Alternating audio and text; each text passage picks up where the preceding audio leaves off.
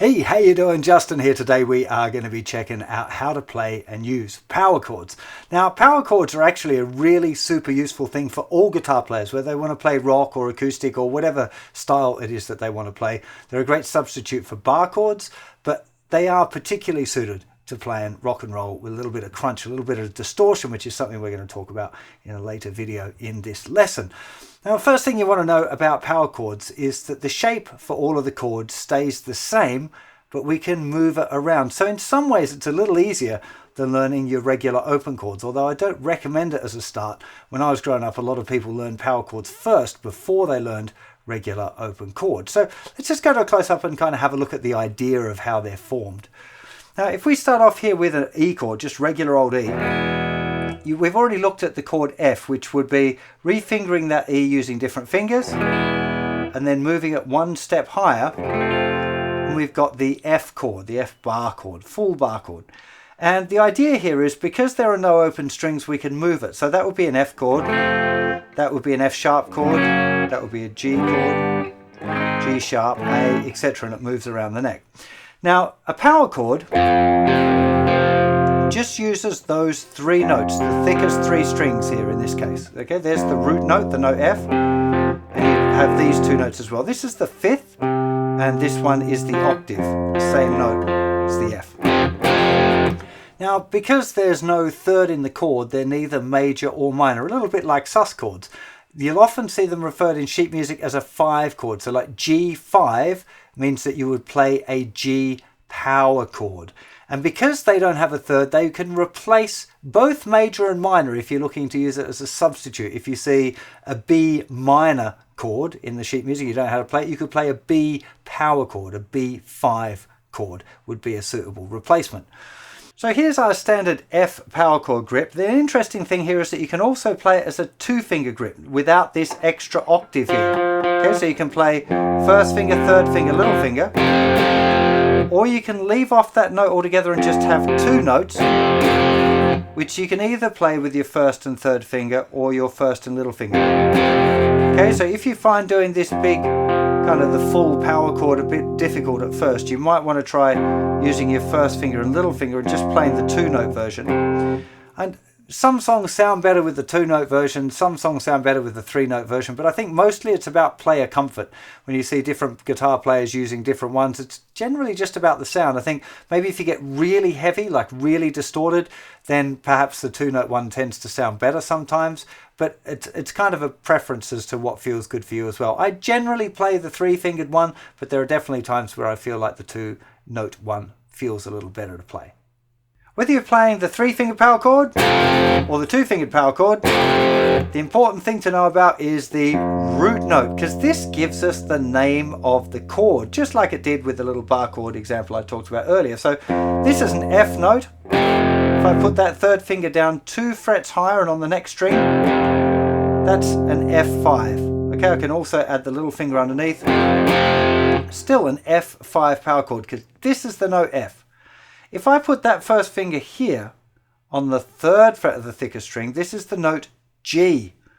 So if I put the same shape again, relatively the fingers are 2 frets higher than where the first finger is on the next 2 strings, this is a G power chord. If I move it up one more, it's a G sharp power chord. And with power chords, it moves down onto the 5th string as well. So if I put my first finger here on the 4th fret of the 5th string, who can name what that note is? 4th fret of the 5th string. It's the note C sharp. So this would be a C sharp power chord. C sharp 5, you could call it. If we move it down one, there's C. Move it down one again, there's a B. And the idea here with the power chords really is you just find the root note on the thickest 2 strings and place your fingers down in the appropriate frets. It's kind of that simple. So the actual learning of the shape here, relatively simple, but there are some complications. The first one is string muting. Now, when you're playing a power chord, you only want the strings where your fingers are ringing out. You don't want the open strings at all. Okay, so if you're playing like an E flat power chord, just because this is a particularly horrible example here, this is a first finger on the 6th fret of the 5th string, that's the note E flat. if we let the open strings ring out here, that's a pretty rough sounding chord that you're probably not going to be, using very often. So there's a couple of points here where we need to talk about. The first one is going to be talking about the role of the first finger when we're playing a 6-string root power chord. So let's take G chord for example. So we've got the first finger on the 3rd fret of the thicker string, 3rd finger and little finger on the 5th fret of strings 4 and 5. The first finger has to play the note that's on the thicker string, the root note, but it also needs to lay down and mute the other strings, particularly the thinnest 3 strings. You might find it sometimes the first finger is still kind of half touching down that note there on the 5th string as well. But those, because you've got those other fingers there, it doesn't matter too much. But what's really important here is that these 3 strings, the thinnest 3 strings, are touched very lightly by the underneath of that first finger, so that when you strum them, you just get that kind of little noise there. You can see now that I'm strumming all of the strings, but the last 3 are just little clicks. You want to be able to strum all the strings. When I first learned these power chords as a teenager, I thought that I had to be real precise with my picking hand to only pick the right strings. I hadn't really cottoned on the idea of muting, and I was watching like Kurt Cobain and other great rock guitar players going where they're strumming it all, and I'm like, how are they doing that? That looks kind of complicated. But the trick is this muting. So it's really, really important. It's probably the most important bit of learning to play power chords, is not just the shape and the root notes, but making sure that muting is real solid. If you don't get that right, your power chords are always going to sound sloppy, and pretty much anything you play is going to sound a little bit kind of wonky. So that's the first thing to get down, is when you're playing with the 6th string root, the thickest string root note, that the first finger is muting the thinnest 3 strings. Thinnest 4 strings, if you're just doing a 2-note one, you're going to find that the first finger needs to mute then 4 strings, although you also find the underneath here of the 3rd finger is probably going to touch the 4th string as well. So you've got the 4th string will be muted by the underneath of the 3rd finger and the 1st finger, so it's kind of double secure there. So regardless, you want to be thinking about that first finger doing the muting. That's really, really super important. But I also mentioned already that the shape can move down so that the root note is on the 5th string. Now, same rules apply. The first finger needs to mute, this time, the thinnest 2 strings. But also the tip of the finger needs to mute the thicker string. Okay, so the very tip of the first finger wants to just lightly touch the thicker string to make sure it is muted. Now, this is a pretty big deal. If you don't get that right, you're forever going to be either having to be so super accurate with the pick that it'll cause all sorts of tension and quite often duff notes. I mean, it's just not really an option. You need to get the tip of the first finger muting the thicker string. So when you're playing,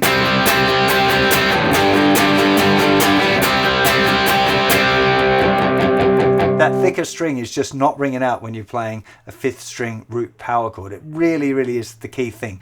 So getting the shape right, obviously important. Learning the root notes. Okay, now it's something that we've talked about a little bit already, is about learning the notes and the note circle and about sharps and flats. Well, I think the easiest way to learn the power chords and where those root notes are is to learn what I call the 6 key tones, which will kind of open up all of these chords for you if you can remember where these particular root notes are. Now, the root notes I'm talking about are here, G and C. So there's a G chord, there's a C chord. You've got A and D, which are here at the 5th fret, and you've got a B and an E here on the 7th fret. Okay, B and E. Of course, alphabetically, you could be thinking G, A, B, C, D, E. But I also think it's helpful to think of it like this: G and C, A and D, B and E. Now, if you can remember those 6 root notes, none of the other notes are more than a step away from chords that you already know. It just means that if you're confident with finding those super quickly, you'll be able to find an E flat relatively quickly, because you go, oh, there's an E, so now I'll just move it down a semitone, we've got E flat. Memorizing that stuff is really, really important. It'll help you learn songs super quickly. You'll just be able to look at a sheet of music and be able to play it right away. especially with power chords, because it's the same shape. If you learn those root notes, you've essentially learned all of the chords. And that's a pretty big deal. You know, it's a really great get out of free card. Even if you've got a whole series of chords, if you've got a song that had like, you know, E flat and then A flat and then D flat and then F sharp, all in the same song, and you'd be like, I don't know any of those chords. But if you know the power chords, you can get by and play it along with it, you know, if you're playing it in a band or whatever. Of course, there are times where you know, power chords are just power chords. You're going to play, you know, G and A. Sometimes you might want to be playing them as open chords. Other times you're going to want... And then it becomes a bit of a choice, and it depends on the style. In your practice time, I would recommend you spend a little bit of time at the beginning just practicing the chord shape and making sure that you got the muting, that the fingers feel comfortable. Explore using the 2-finger one, explore using the 3-finger one. Just have a bit of a play around. Make sure you memorize those root notes, all of that sort of stuff. Really, really important. But as soon as you start playing songs, you're going to notice that there are some other challenges that present themselves.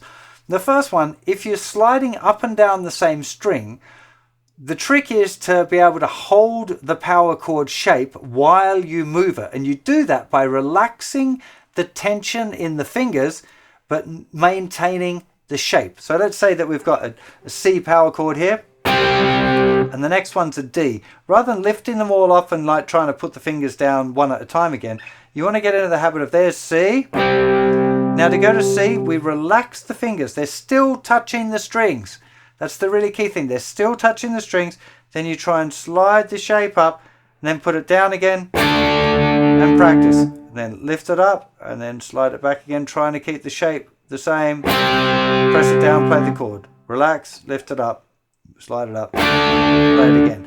Now, that as an exercise on its own is already going to be a good one to start off with. You're going to find it's quite difficult to keep the fingers spread apart while you move it.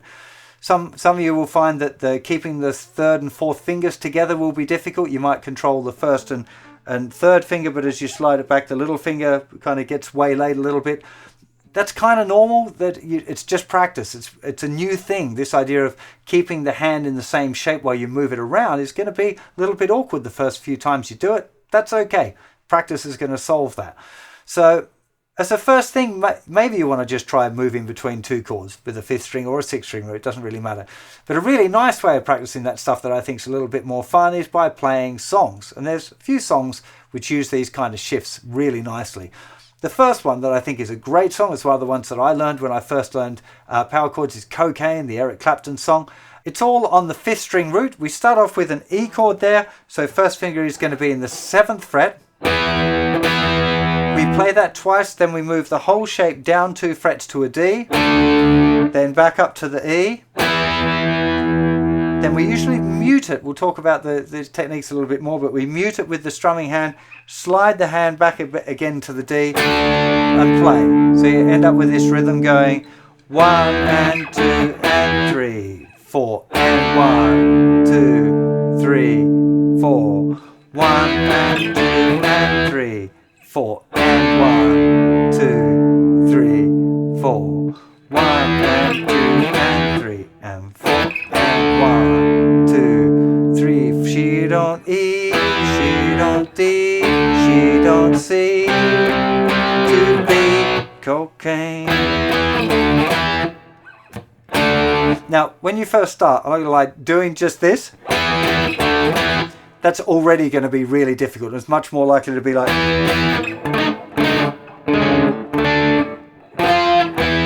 You know, I'm making it look easy because I've been doing this stuff for a long time. Longer than I'd like to admit, really. So expect it to be a little bit difficult the first time you try and do it, but it'll probably be easier than you think. Like the learning curve is relatively short with power chords. So the very first part feels a bit awkward, difficult to do, but you'll probably find within a week or two, these kind of movements are relatively simple because it is just keeping the same shape.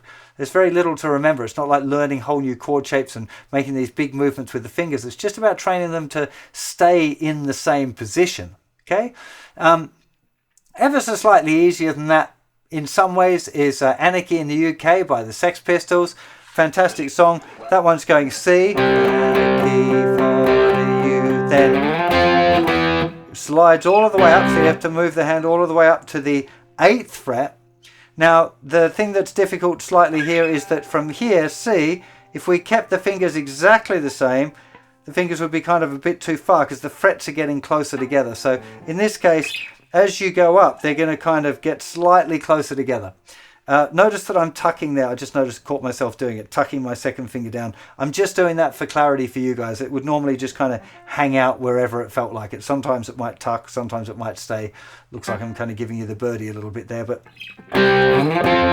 normally it just kind of hangs around like that wherever it feels like. So yeah, Anarchy in the UK, great one for all of that.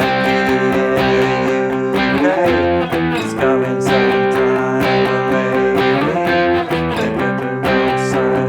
Traffic light, future is a sharp and then it goes to G. I wanna be Anarchy. So that one also involves, of course, that shift over to the thicker string. Another good one, actually, before I move on, will be Song 2 by Blur. Which I think is F sharp, E, A, B, C sharp. I think he's detuned because it sounds slightly different to that, but I'm fairly sure it's going to be doing this. F sharp, E, A, B, C sharp. Yeah, you see it almost off the screen there, right up the dusty end. You could always do it here, F sharp, E, and then do A, B, C sharp down there. And I think that's probably the lower one is what's going on there for some of the other parts of the song.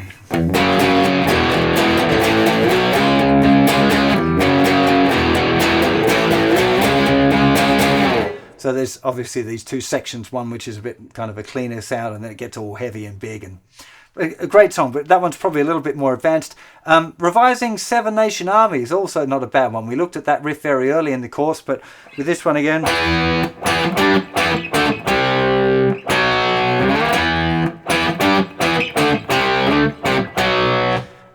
it's got a little bit more stuff going on there. There's a few more chords, the rhythms are a little bit more complicated, so some of it will depend on how you're feeling with it as to which tune you do. But definitely, like Cocaine or Anarchy in the UK would be a great, slightly more fun way than just doing an exercise. If you're an exercisey kind of a dude, you prefer that or do that, then there's definitely no problem with doing something like going C, D, E, F, E, D, C.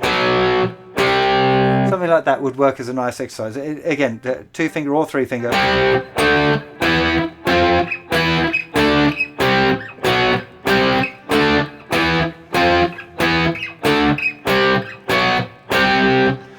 I think that was the exercise I did when I was a little whippersnapper learning this stuff for the first time. But I always just think that playing songs is more fun. Like, that seems to be what it's all about. So why wouldn't you practice songs if there are songs that you can do that do it? And speaking of which, so the next thing is this crossing the string. So sliding up and down one string, slightly difficult in the fingers get pulled apart. So you have to do this, practice the idea of relaxing the tension in the hand and then sliding the hand up and down while keeping the same shape.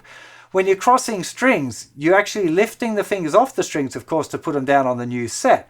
But again, you want to try and maintain that shape. And a really great option here is to go from the G and then move it down to the C, making sure you remember the tip of the first finger is muting the thicker string. Just doing 2 strums on each one. G, C. I'm just tucking my second finger out of the way so you can see what's going on. Now, if you're doing your muting properly and you can strum big,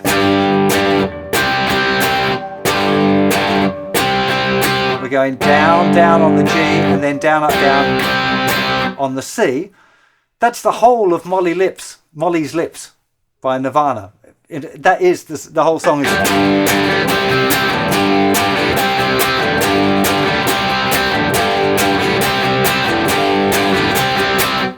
That's it. So that's a fantastic song, and you can play along with the original recording for that one as well.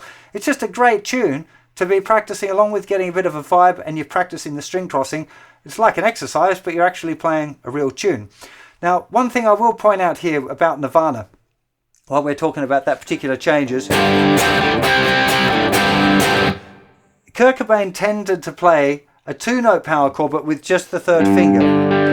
So he'd be playing both the 5th string and the 4th string with the 3rd finger. And invariably, he'd hit that note by accident. So it's one of those things where it's a wrong note, but you'll definitely hear if you're playing Nirvana songs when he's playing a G like that. Sometimes that note that's wrong here, which would be on the 3rd string, will ring out. Now, it's kind of bad technique, I guess, but he was Kurt Cobain, one of the most influential songwriters, guitar players, musicians, cultural icon in our history, in Western music history. So it's kind of be silly to say, hey, you can't do that.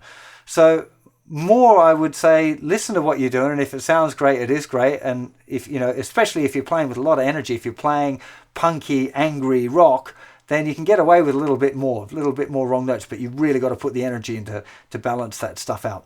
And the reason that I'm mentioning that as well now, because another great song for doing the string crossing, Smells Like Teen Spirit, one of the most iconic Nirvana songs that there ever was, which would be F, B flat, A flat, D flat. Okay, so 1st fret thickest string, 5th string, 4th fret thickest string. And on that recording, you can really hear that note ringing out.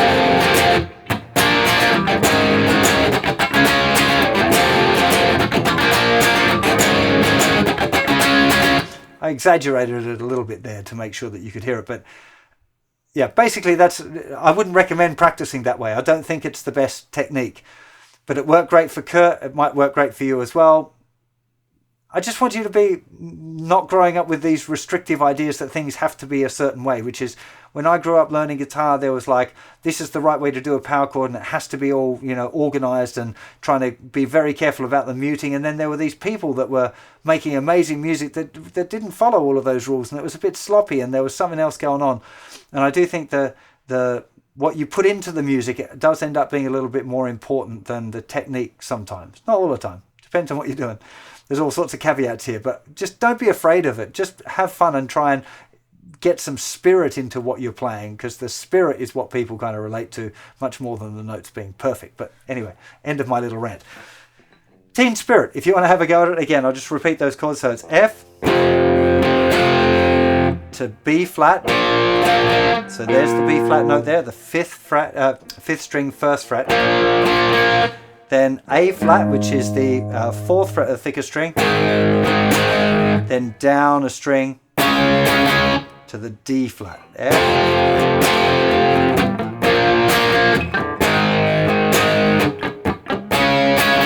Now, in that song, there's a lot of this little muting stuff, which as a right-handed guitar player now, I was like, yeah, I can teach them, that'll be easy. But only because I did the left-handed practice on that song, it was really difficult to be able to go, to get that. It was just, I found it incredibly more difficult than I anticipated. So I'm reluctant to say to try it, because you might just find, like me, it was like, all right, I'll do that. That's really frustrating. Have a go. Try it if you like, if you want to play that song. That's a little harder. If you're really new to power chords, I'd recommend maybe Molly's Lips would be a better first choice, because you've just got that one movement across the strings. But if you're feeling like, yeah, man, I love Teen Spirit and I really want to have a go at doing that tune, then definitely do it. There are loads of power chord songs though, so don't feel even restricted by those two. They were just two that sprung to mind. It's Nirvana. They're generally pretty universally loved band. Great songs, easy to play, good first food. But there's lots of different songs and lots of different kind of styles within the rock thing that you might want to check out. But that's how I'd recommend you get started. So on your practice routine, you want to be doing a little bit of time just practicing the chord on its own, not in a song. Really looking at your hand position, making sure that you're confident with it, that the muting is going correctly, particularly with the 5th string root, that you're muting the thicker string. It's a really key thing. Okay, that's most important. Then you want to be thinking a bit about the root notes, memorizing the root notes. That's part of that little practice block. Then I'd recommend that you work on sliding the chords up and down on the same string. So either playing Cocaine or Anarchy in the UK or Song 2, or there's loads of songs. I'll try and add some more over on the website as well. Then I'd work on string crossing. So Molly's Lips, Banavana, sorry, was having a brain freeze there. All Smells Like Teen Spirit. Both of those songs are great, but again, there's loads of other choices. And later in this lesson, we're going to talk about a few more techniques, so along with palm muting and that kind of stuff, and I'll introduce some more songs that you might like to try out. But definitely, I think practicing songs is the best way to practice your power chords, because if you just do an exercise, why would you do an exercise when you could be playing a song? So much more fun, right? And you can use backing tracks, which make it a lot more fun. Of course, you want to be going to check out my Beginner Song Course app, which has loads of songs, which are great for your power chord practice as well. If you've got any questions, if you're over on the website, let me know in the comments. I'd love to hear from you. Let me know how you're going on the course and all of that, and I'll see you for another lesson very soon. Bye-bye.